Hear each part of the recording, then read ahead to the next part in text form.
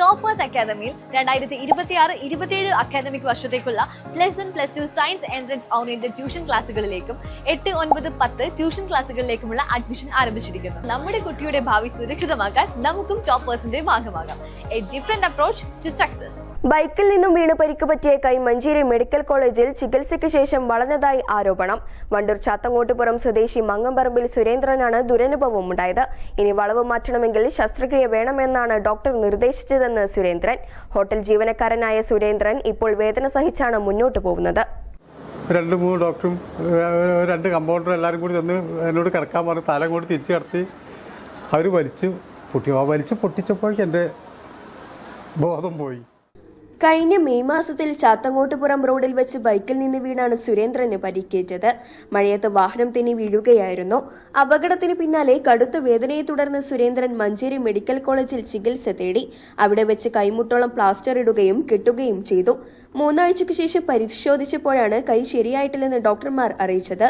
കൈയുടെ ആകൃതി പൂർണ്ണമായും മാറുകയും കൈ പുറകോട്ട് വളഞ്ഞ അവസ്ഥയിലുമാണ്. ഇത് ശരിയാക്കാൻ ഇപ്പോൾ ശസ്ത്രക്രിയ വേണമെന്നാണ് ഡോക്ടർമാർ പറയുന്നത്. സാധാരണക്കാർക്ക് നൽകേണ്ട ചികിത്സയെക്കുറിച്ച് പോലും ഡോക്ടർമാർക്ക് ധാരണയില്ല എന്നാണ് സുരേന്ദ്രൻ ചോദിക്കുന്നത്. നിലവിൽ കടുത്ത വേദന സഹിച്ചാണ് സുരേന്ദ്രൻ കഴിയുന്നത്. പരാതിയുമായി മുന്നോട്ടു പോകാൻ സാമ്പത്തിക ബുദ്ധിമുട്ടും സമയക്കുറവും തടസ്സമാകുമെന്ന് സുരേന്ദ്രൻ പറയുന്നു. എങ്കിലും തന്റെ അനുഭവം മറ്റൊരാൾക്കുണ്ടാകരുത് എന്ന ആഗ്രഹത്തിലാണ് സുരേന്ദ്രൻ ഈ വിഷയം പൊതുസമൂഹത്തിൽ മുന്നിൽ എത്തിച്ചിരിക്കുന്നത്. കടലിലേക്ക് വരുമ്പോൾ വണ്ടി മഴ പെയ്തിട്ട് വണ്ടി ചളിയിലൊന്ന് സ്ലിപ്പായി. അതിൽ ഞാൻ വീഴാൻ പോയപ്പോൾ കൈയൊന്ന് കുത്തിയതാണ്. കൈ കുത്തിയപ്പോൾ പിന്നെ കൈ എടുക്കാൻ നോക്കിയപ്പോൾ കൈ ഇങ്ങോട്ട് കിട്ടുന്നില്ല. അപ്പോൾ എന്താ കൈ ഇവിടുന്ന് കണ്ട് കൈ കെളുപ്പന്ന് വേർത്തുപോയി. കെളുപ്പന്ന് വേറിടും ചെയ്ത് ഇവിടെ ഒരു പൊട്ടുണ്ടായിരുന്നു. അപ്പോൾ അതോടുകൂടി പിന്നെ എനിക്ക് എണീക്കാനൊന്നും കഴിയാതായപ്പോൾ പിന്നെ വീട്ടിൽ വിളിച്ചു. വീട്ടിൽ നിന്ന് എല്ലാവരും വന്നു, അടുത്തുള്ളവരൊക്കെ വന്ന് നേരെ മഞ്ചേരി മെഡിക്കൽ കോളേജിൽ കൊണ്ടുപോയി. മഞ്ചേരി മെഡിക്കൽ കോളേജ് കൊണ്ടുപോയപ്പോൾ ഒരു 7-8 മണിയായപ്പോൾ ഡോക്ടർ വന്നു. ഡോക്ടർ വന്നിട്ട് അവർ നോക്കിയിട്ട് പറഞ്ഞ് കൈ പൊട്ടുണ്ട്, കെടുപ്പൊന്ന് വേറിടുകയും ചെയ്തിട്ട് പൊട്ടുണ്ട്. അപ്പോൾ അതുകൊണ്ട് ബാൻഡേജ് ചെയ്യാമെന്ന് പറഞ്ഞ് അവർ കൊണ്ടുപോയി അടിയിൽ പൊട്ടിയിട്ടാണ്ട് ചുറ്റി കെട്ടിയിട്ട് പറഞ്ഞയച്ചു.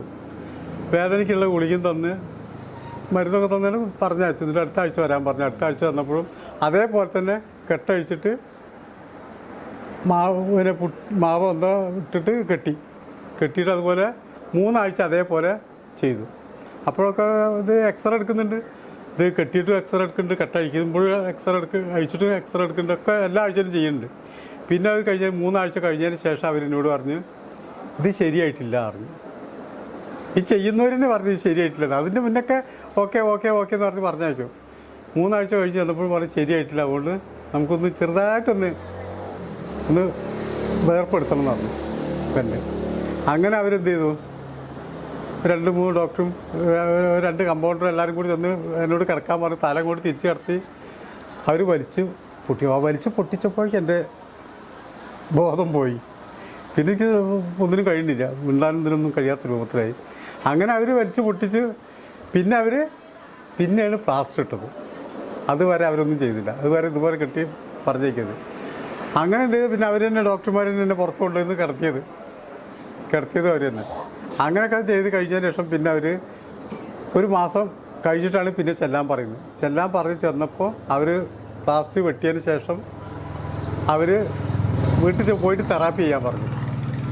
അപ്പോൾ തെറാപ്പി ചെയ്യുന്നതൊക്കെ കാണിച്ചു തന്നു. വീട്ടിൽ പോയിട്ട് നിങ്ങൾ ഇതേപോലെയൊക്കെ ചെയ്യുക.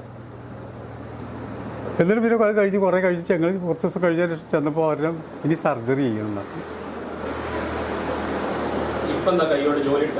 ഇപ്പോൾ ജോലി എടുക്കാൻ ഇപ്പം ഞാൻ കുറച്ച് അതുവരെ പോരാട്ടമില്ലായിരുന്നു അവർ. അപ്പോൾ ഞാൻ റെഡിയാക്കി കൊടുത്താൽ കഴിയില്ല, നല്ല വേദനയാണ്. ഇനിയിപ്പോൾ എനിക്ക് ഇവിടെ വീട്ടിൽ എത്തുമ്പോഴേക്കും ഇത് വീങ്ങുകയും ചെയ്യും, വേദനിക്കുകയും ചെയ്യും.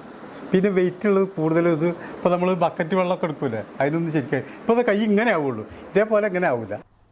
News bureau, Wandoor.